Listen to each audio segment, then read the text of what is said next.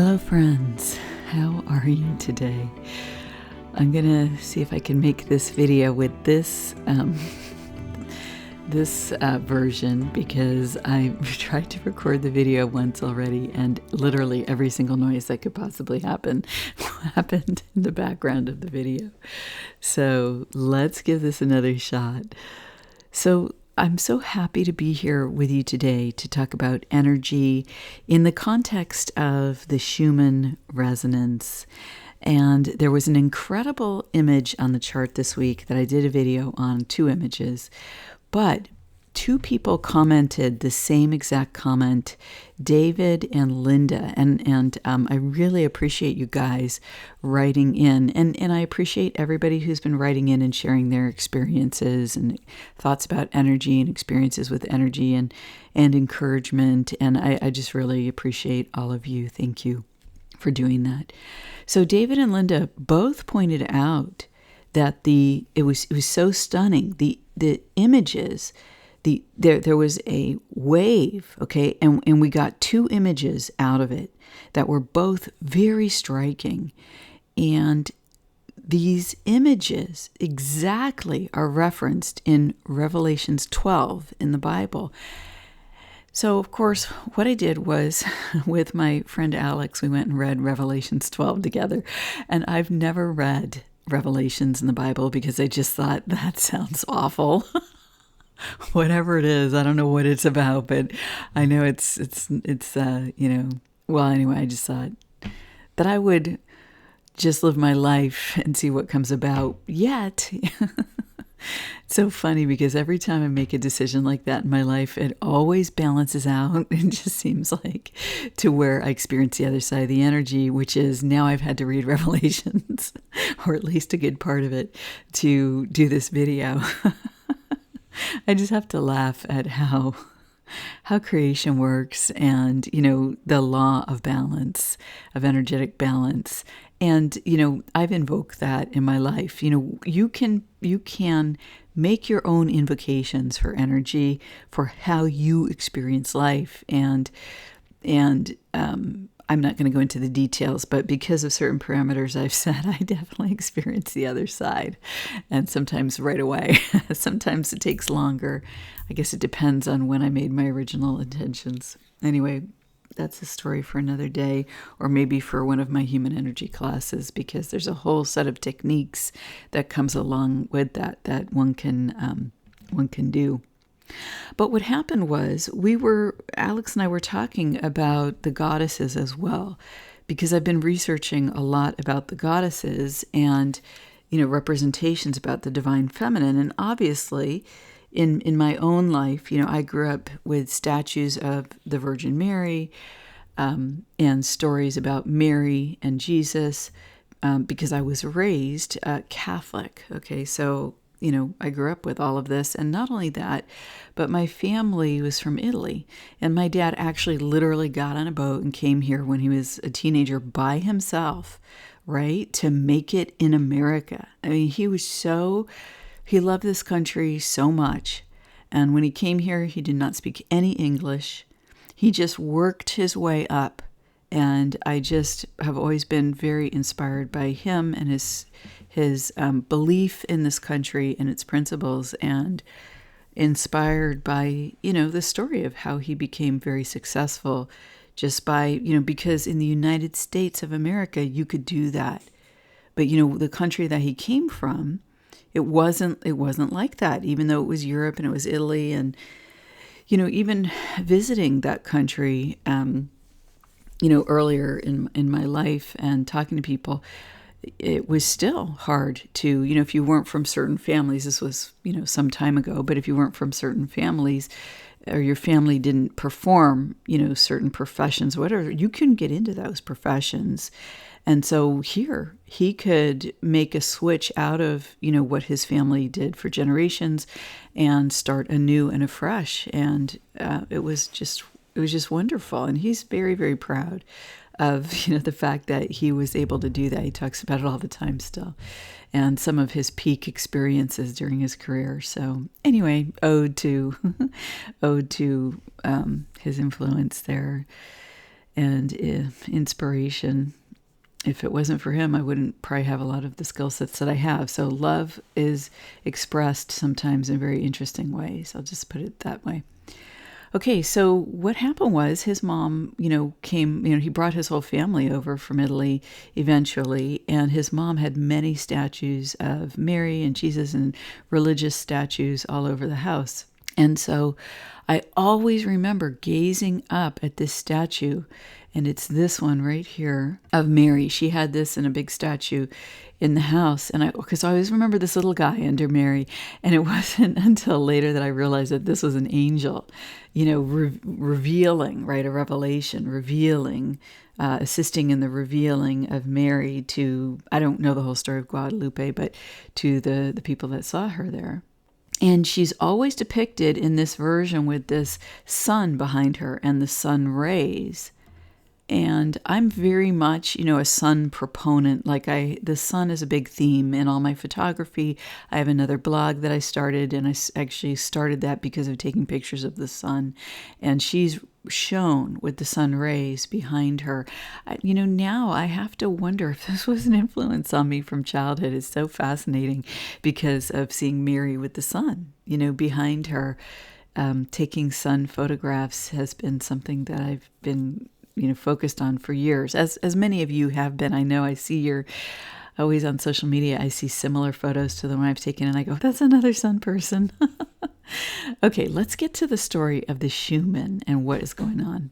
Here it was. Okay, so this is the dragon and the birthing mother.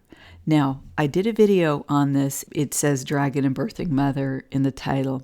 This was fascinating because you can see here, okay, that what we did was this person had sent me on Twitter holidays this version. They had done this amazing image, and then I immediately saw the birthing mother in here. Her head, her breasts, you can even see the pregnant belly, the birth canal, and then here, her hands on her knees and her feet up in the air, right? These are her feet right here and right here, her legs extended. And she's birthing. She's in the middle of birthing. But then if you take the white on either side of her, right, and then you double it the other way, because the wave itself was just like this, right? Okay. So if you double it the other way, you get a dragon. And it was so phenomenal. But here's the thing. In my comments section, both David and Linda said, Susan, this is Revelations 12, these exact images. And I really, really appreciate you guys commenting like that. And thank you to everyone who has been commenting and sharing both encouragement and also your stories and experiences with energy. I love reading them. So what happened was Alex and I looked at this image again. And what we saw was that, look, it looks like there's another dragon snout here at the top. And it's so fascinating because in Revelations either 12 or 13, now another dragon comes in. Now there's two dragons. So here's the nose, nostril, and then here's just the whole snout above the woman's head. And it was so interesting that you can see the snout of a second dragon coming into view, which is also a part of the story later. And it's so fascinating that this shows up on the Schumann because eventually, I'm going to read through this in a second, but eventually, I think it's in Revelations 13, you get to the story of the mark of the beast, and that is completely tied in with, it starts with Revelations 12, and these images, and I was just so amazed. So first, I want to invoke a space of sacred discharge back to the beginning of this video, in which I'll intend to burn the violet flame. So I'm telling a story. I'm not calling in any energies. That's what that does. So as I speak, the energy is just transmuted to neutral, which is the state of unconditional love, the unconditional love of the Creator for us. That's what I am invoking here, right? That as I speak, everything just becomes transmuted as soon as I speak the words. And so that this is a safe space to have this discussion energetically. And I'm also going to call in Archangel Michael, the Archangel of Divine Will, for this video and ask for his presence here as we talk through this story. And I'm also going to call Archangel Gabriel, because Archangel Gabriel is the one that spoke to Mary and told her that she would be pregnant. Fascinating enough. I know I'm kind of now mixing in Mary here, but it's just amazing that Alex and I were looking at these images of Guadalupe, and then David and Linda in the comments mentioned Revelation 12. And when I mention that, you'll see the first thing that's talked about looks like the image of Guadalupe, of Mary at Guadalupe. So I'm so excited. I hope I cover all the points I'm trying to make here. I want to also bring in Archangel Raphael, the Archangel of Healing, whose color is green, which we see so much of on this chart, and Archangel Uriel, who guards a gate between heaven and earth. Now, I spoke a lot about Archangel Uriel in my recent video about the new moon. It's got Archangel Michael in the thumbnail, because I talked about the gate and that Archangel Michael's at one side at Aldebaran, and Archangel Uriel's at the other side at Antares. So if you haven't seen that video, it's amazing how the Schumann and the astrology, and it's just all tying together. Now, here's what I want to say. It is just so amazing, and that these images appear on the Schumann. And I've talked about the Schumann and why I feel it's a map of human consciousness. But when you see stuff like this, and you can tie it back to writings from like 2,000 years ago, and that this is in human consciousness, and that this comes up on the Schumann at a time when people are talking about, hey, this thing that, a very small group of people are suggesting that they want to impose on the entirety of humanity. That thing is like the mark of the beast. And that's in Revelation 13. I think it is. We'll see in a sec when I read it. But it's just, and so that's literally the last 2 years. That's what people have been talking about. And it's coming to a culmination now. And now this image appears in the chart. It's just so fascinating because, Plato talked about archetypes. And what he said was that there was a non-physical space in which there was like the perfect representation of everything. Everything in its perfection was present in this non-physical space, and that would then come into earth.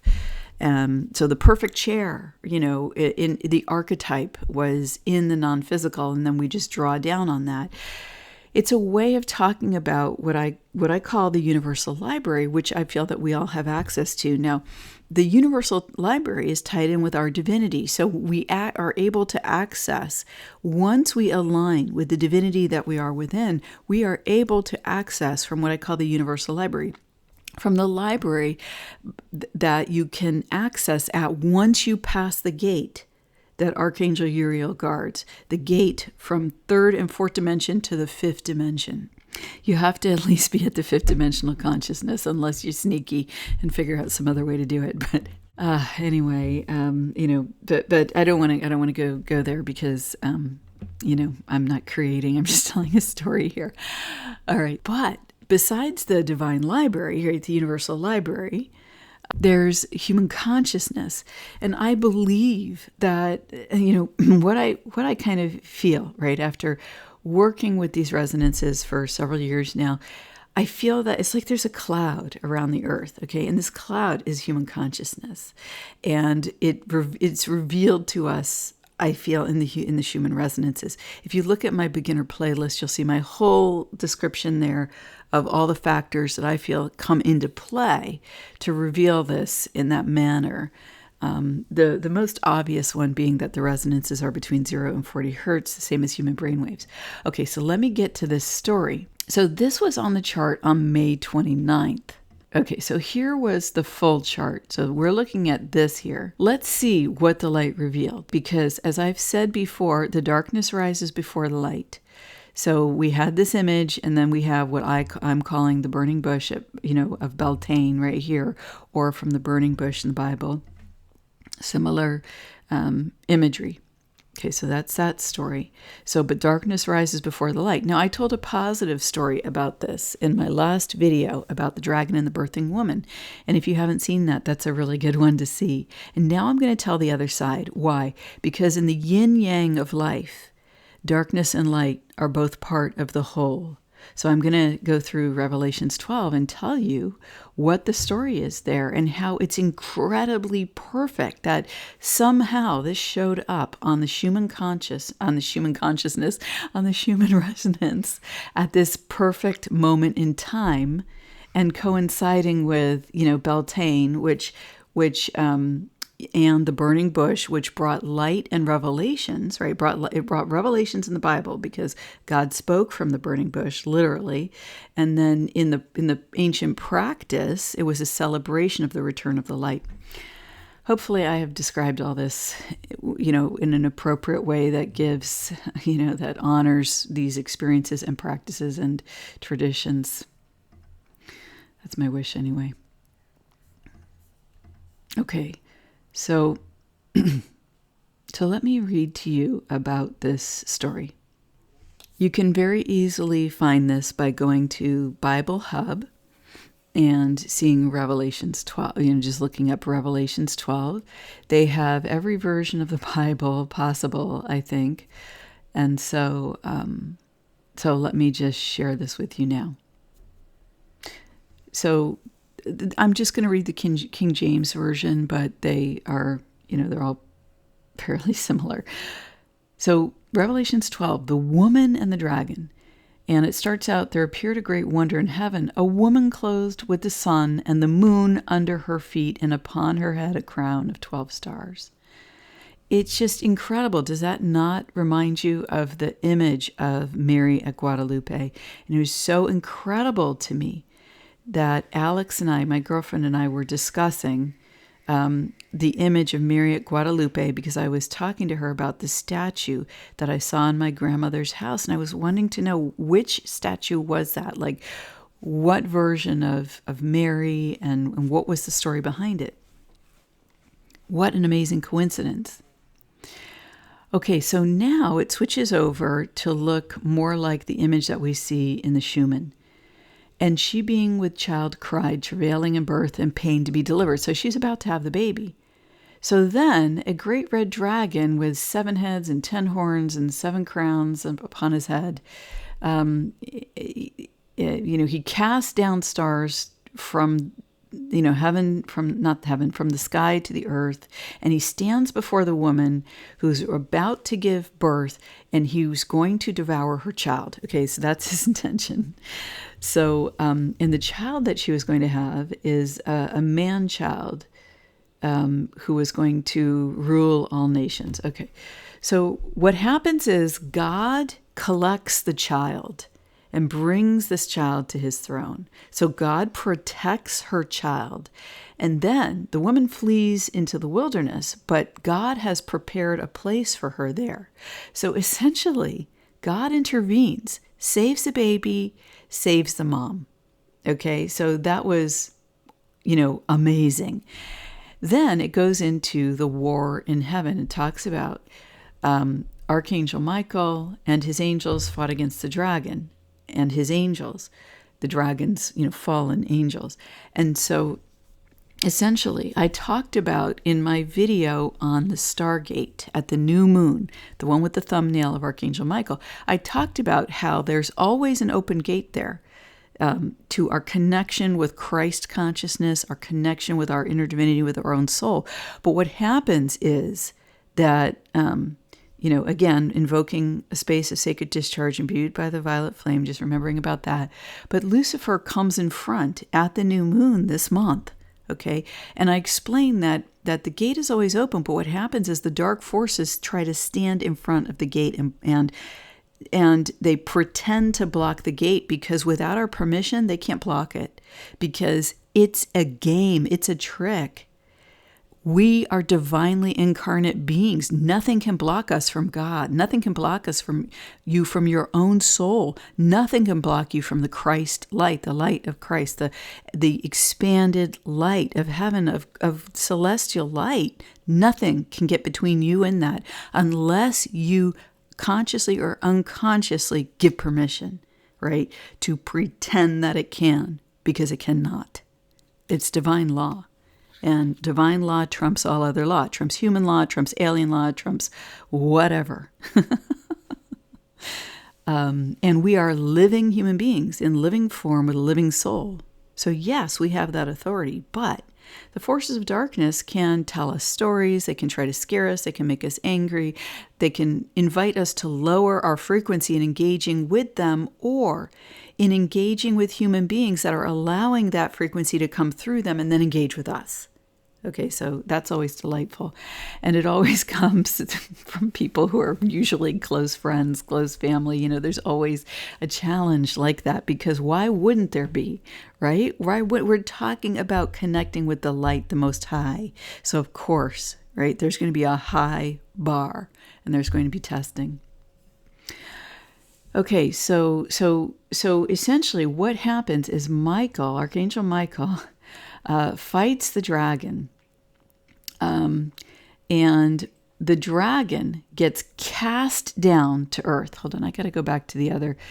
I'm going to actually switch over to the Berean Bible because it's much easier to read.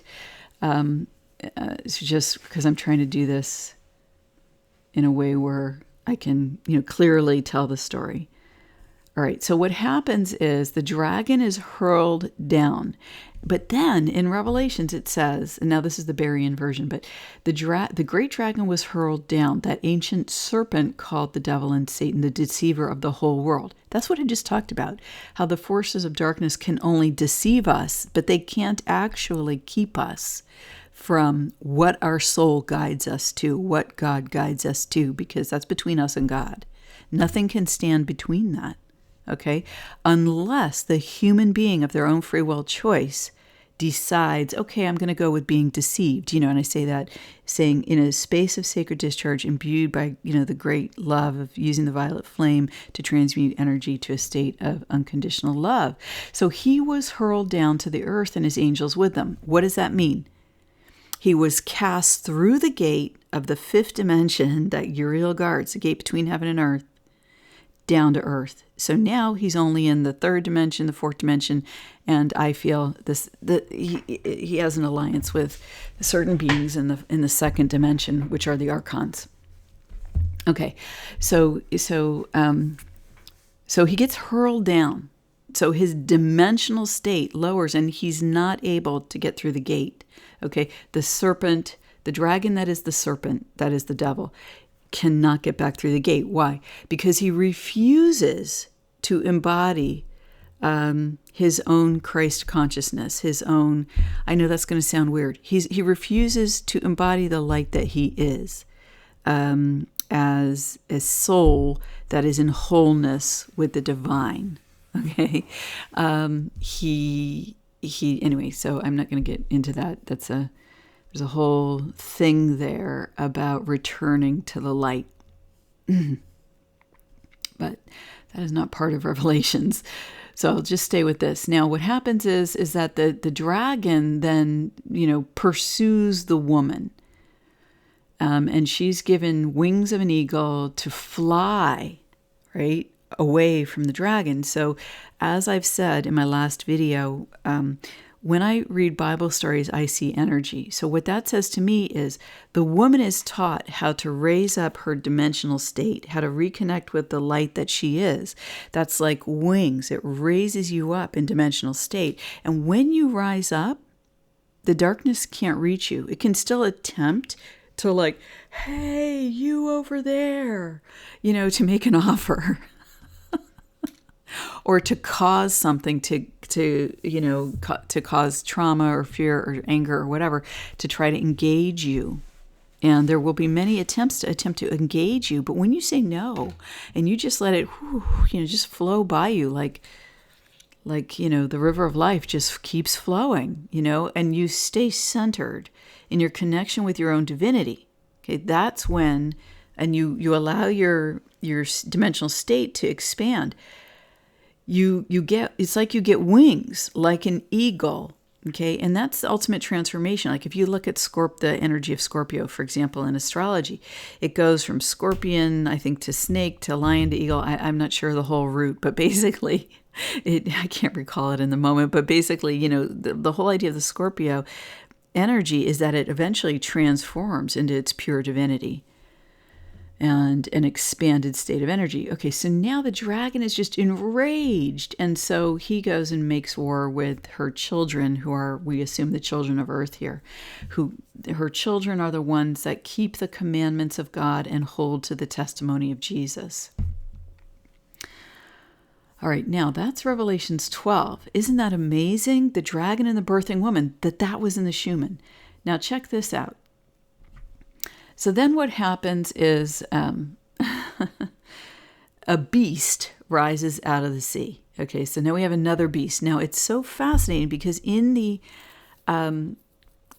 astrology videos I've recently done, I showed you that the Leviathan was in a yod with some other energies, and it was all pointing to there are a number of energies that were pointing to the fall of Babylon.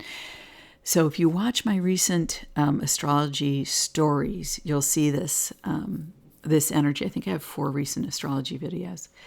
But this reminded me of the Leviathan, the primordial force of chaos that lives in the ocean, which was prominent on the astrology chart at 9 degrees prior to the new moon, which was at 9 degrees. Isn't that interesting? So that was over the last 2 weeks from making this video.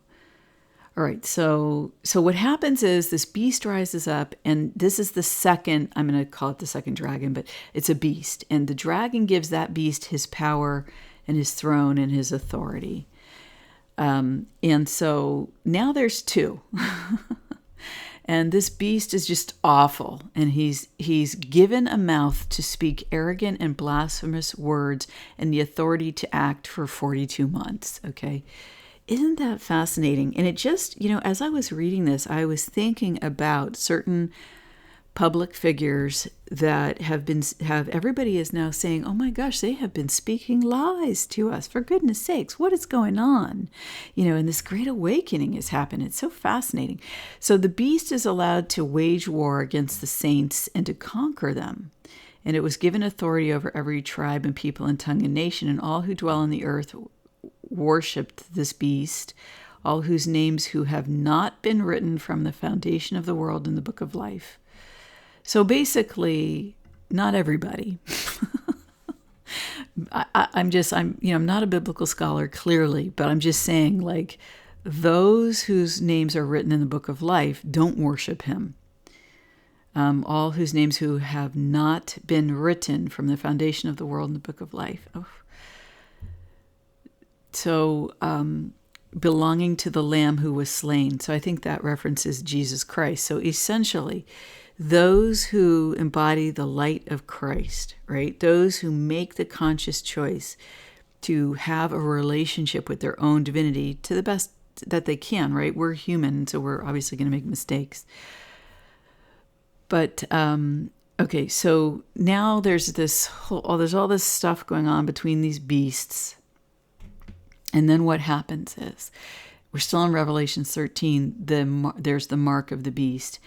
And it says, the second beast required people, small and great, rich and poor, free and slave, to receive a mark on their hand or their forehead, so no one could buy or sell unless he had the mark, the name of the beast and the number of its name. Whew, and that is lines 16 and 17 in Revelations 13.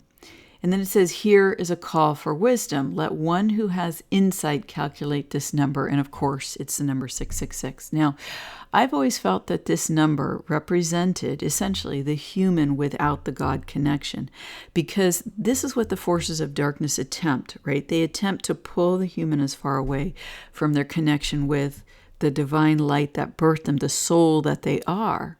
Right? And this can only be done with permission, unconscious or conscious, of the human being. Once the human being decides to reconnect with their own soul, that is possible. And let me tell you something, for whatever reason, I have had a mission over the years of working with people who have been through great trauma. And where, one person in particular, where it was attempted that the forces of darkness in the physical world, from the time that she was a small baby, attempted to do this to her. And it's a long story, and she had given me permission to talk about it if I felt that this would be beneficial to help people. But from a young age, she asked over and over again to be perfectly reconnected with her soul. And she was able to achieve that.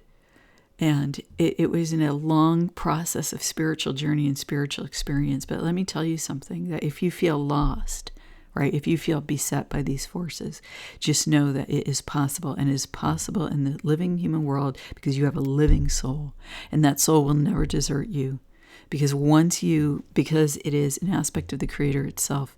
And once you say, please, once you ask, once you knock, and the door will be opened, right? The door is a portal within the heart of the living soul to the living human being. And once you ask and you walk that path and you get tested, but you keep saying, yes, this is what I want. Yes, this is what I want. Yes, this is what I want.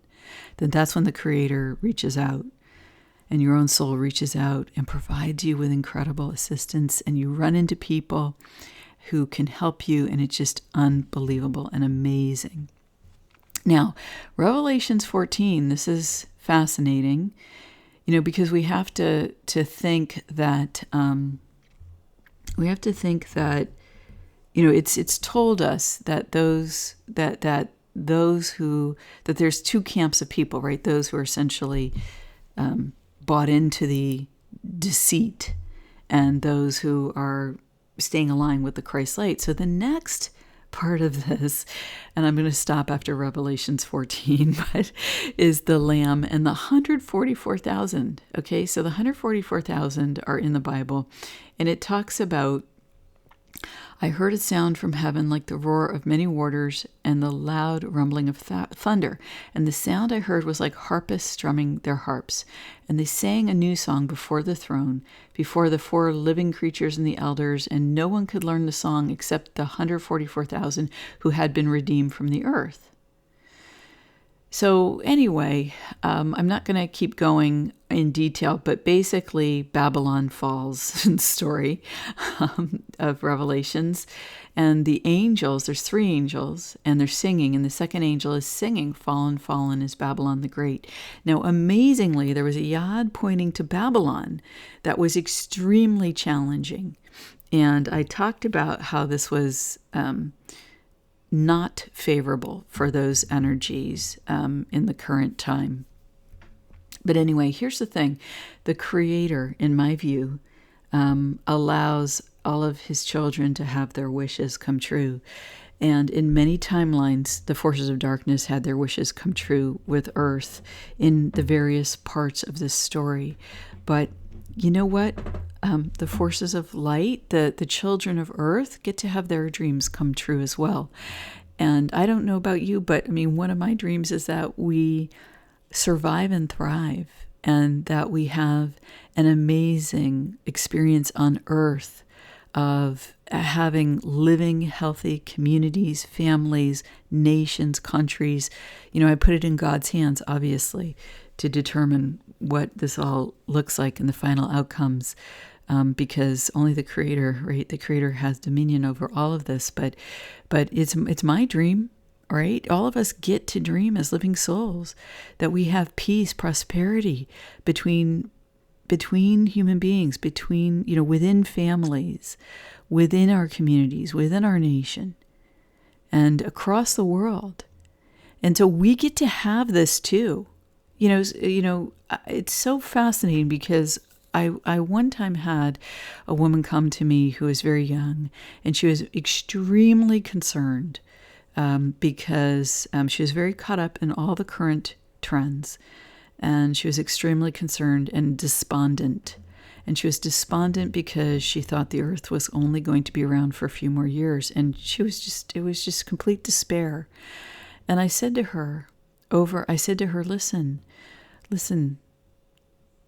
the dream that you're talking about, this negative dream of earth, is associated with the forces of darkness. And she was like, yes, she that resonated with her. And I said, well, do you think they always get to win? And she said, yes. And I said, again, a space of sacred discharge, invoking the violet flame to transmute this to a state of pure, unconditional love, because this really was heartbreaking to have this conversation. But I was grateful to be present to offer her an alternative view. And I said, listen, in the yin and yang, right? There's darkness and light, and both have an influence. And so, of course, the light gets to win as well. We get to have our dreams fulfilled. And the way that we start doing that is by reconnecting with the divinity that we are and reclaiming our power. Reclaiming that power is the divinity within you. And when you align with that, then miracles occur in your life. A miracle where you can reclaim your soul, where your despondency and your despair can transmute to incredible life-enhancing love. And when you eventually actually feel that love, and you eventually wraps around you like an incredibly wonderful warm blanket, and you survive, and then you thrive, and you know that you are loved, and your despondency, the Plutonian energies that I've been talking about that are very prominent in the astrology charts, that despondency and despair are burned to dust in a Plutonian fashion, and you recover your soul from those ashes. And that's what this is all about. That's what this is all about, in my view. The story of the dragon and the birthing woman, and the story of the war in the heavens, and the story of those who redeem themselves by staying faithful, or by recovering their faith, right? By recovering themselves, by turning back to the light. That's what redemption is. And I know it talks about the 144,000 in the Bible. And like I said, I see energy, and I just want to explain something to you. And there are many other people that talk about this as well. But what I have been shown is there are multiple versions of us, and some of us have more versions than others. Like when I asked my guides, I asked, if Mother Mary incarnate on this planet, and if she is, how many people is she incarnate in? And when I first asked, I got 1,000, and that was years ago. And now when I ask, I get thousands. Okay, so you have very big souls, right? And they're, pieces of them are incarnating in us as living human beings.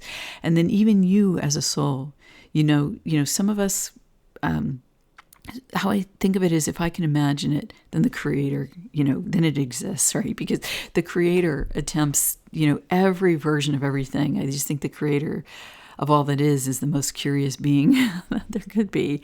But there's many versions of each of us, right? So the 144,000 might refer to the pure souls, but when you put that into incarnation and all that light fractures, like the light coming through the pyramid, and it's white light, and then it comes out and it's all the colors of the rainbow, right? Which represents God's covenant to us, that we will always be able to turn back to God's light. No matter what we fracture into, we can always return home to wholeness, right?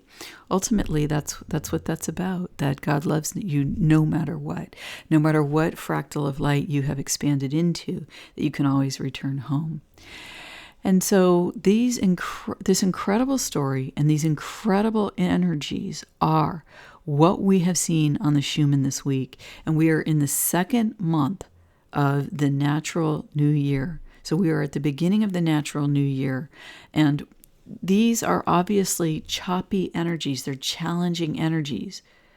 But we can know before we go into the new year, right? Before we go deep into the rest of this year, First of all, know that your creative ability is yours, and no matter what the deceivers are attempting to tell you, you can talk to God and create something different and ask for something different in prayer, in energy work, in light work, in meditation, however you express that yourself.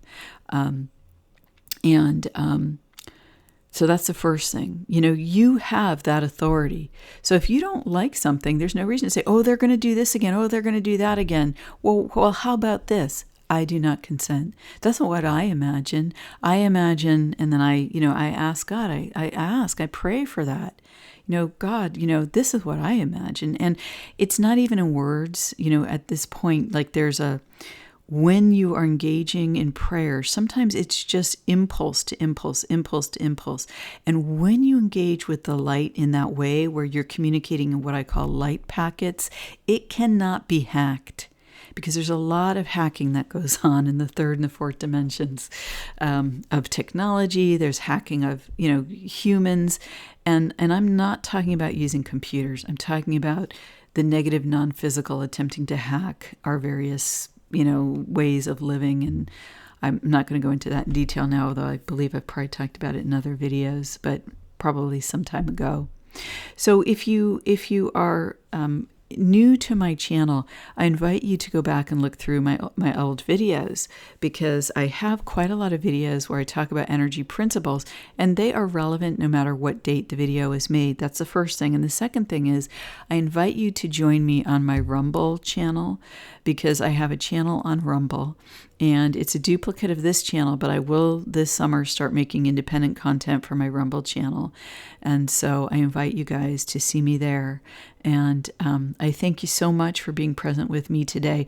I'm not going to go, usually I go back and I really super edit, but I'm not going to have the time to do that today, or to link links below, which I usually love to do.